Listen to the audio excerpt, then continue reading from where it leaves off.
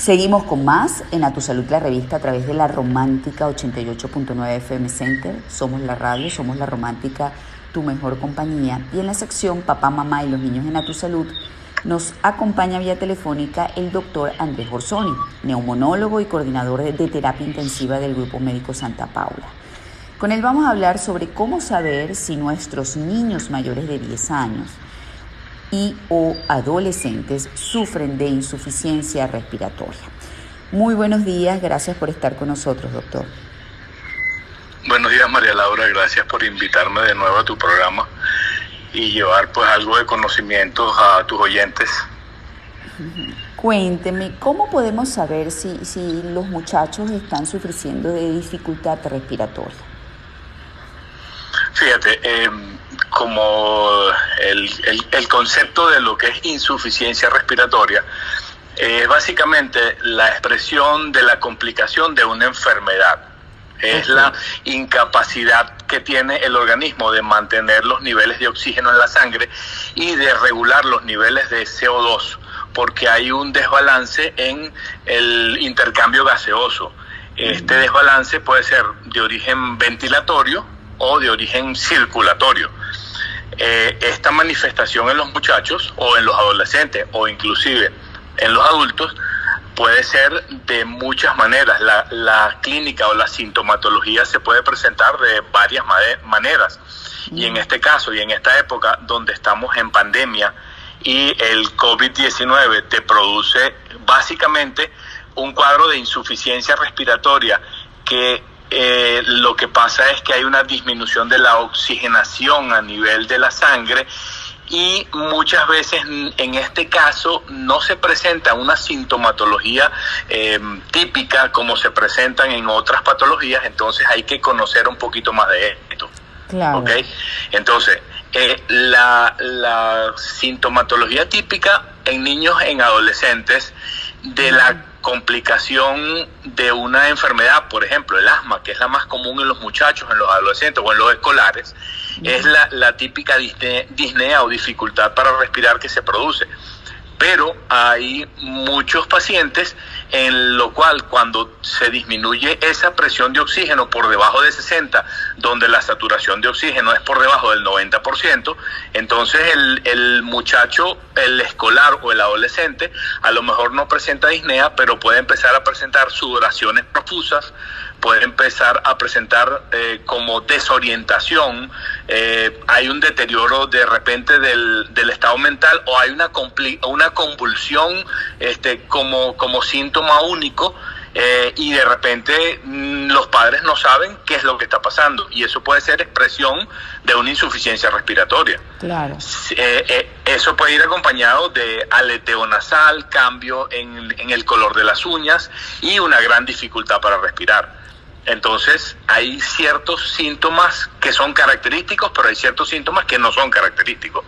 Y entonces los padres tienen que estar muy atentos. Y sobre todo ahorita en pandemia, donde se ha nombrado mucho lo que llaman la hipoxemia complacente, que tú ves al paciente contaminado con COVID, ya sea niño, adolescente o adulto, y te dicen yo no siento nada, pero por dentro ya tienen un proceso de embolismo que va a hacer una disminución de la llegada de sangre al intercambio gaseoso y se produce esa disminución de oxígeno. Entonces la persona se siente más o menos bien, pero tiene el proceso presente. Claro, entonces hay que estar pendiente de muchos síntomas característicos. ¿Los pudieras repetir? Porque considero que es necesario que la gente esté muy clara ante los síntomas característicos de esta hipoxemia para, tomar cartas en el asunto, ¿no?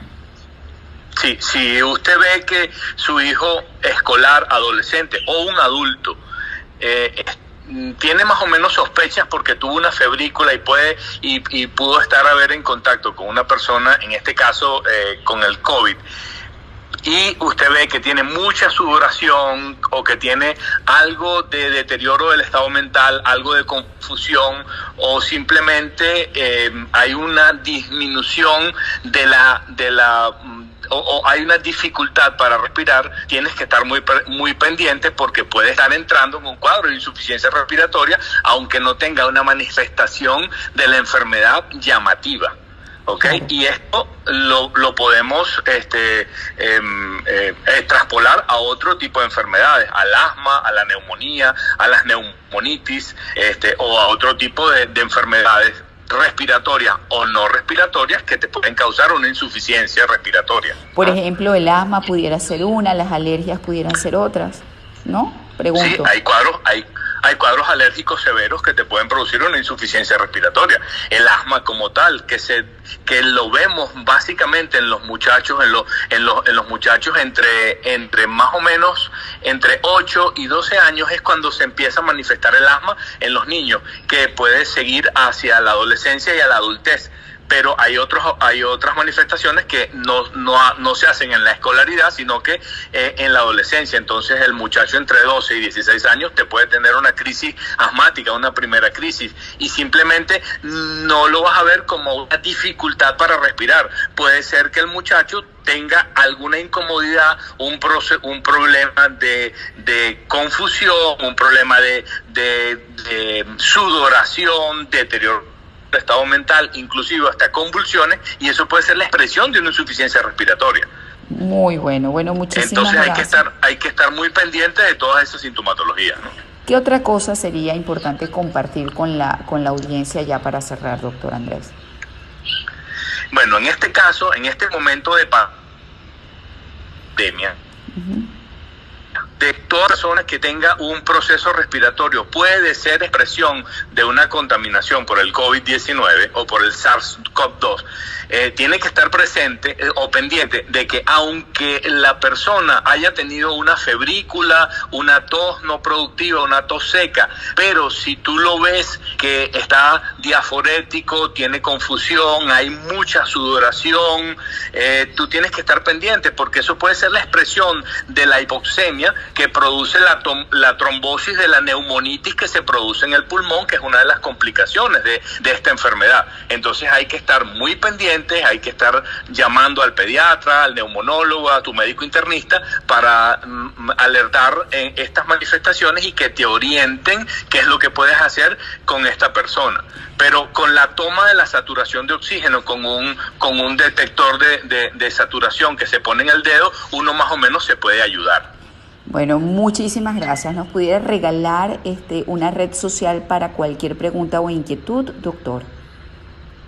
Sí, por Instagram, @drcurapulmones, como doctor Curapulmones. Allí pueden encontrar muchas de las cosas que hablamos y muchas de las cosas que hay y que debes saber en esta pandemia. Entonces, DR sin punto, Curapulmones, ¿correcto? Correcto, sí. Bueno, muchísimas gracias a mi invitado, el doctor Andrés Orsoni, neumonólogo y coordinador de terapia intensiva del Grupo Médico Santa Paula, por habernos acompañado para hablar sobre cómo saber si nuestros niños mayores de 10 años y o adolescentes sufren de insuficiencia respiratoria, y bueno, aplicó también un poco para los adultos el tema, así que se lo agradezco. Muchísimas gracias, doctor. Gracias a ustedes. Nosotros, como siempre, seguimos con más aquí en A Tu Salud, la revista.